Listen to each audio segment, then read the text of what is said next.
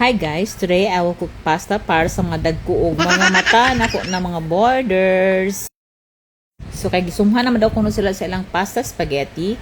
So I choose simply tuna pasta para makatry po sila sa akong simple recipe. So favorite kay nila guys.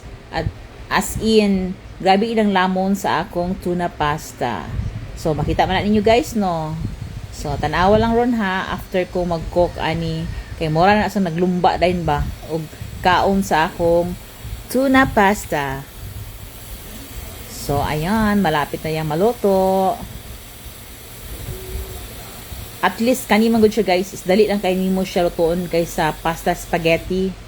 Then, wala na kayo siya daghan ingredients. So, simple lang ang yung ingredients. Then, yummy nagigay siya. So, mana siya guys. Sabi nyo guys, ang mga bata na anis akong palibot guys. Excited na kayo sila nga mama na kong luto. Dagko na kayo sila mga mata. Kay gutom na kuno sila. So yung anak sila ka-excited. Basta kaon. Basta ilang favorite. Pero dili kayo nila favorite guys. Mapabungol-bungol na sila. Sus, kinuko grabe kay ka-problema ni mga bata ah. Kay grabe kay ka-choosy. So sige na lang. Talagsa naman guys. Diba? So, mana siya guys. At least si mami.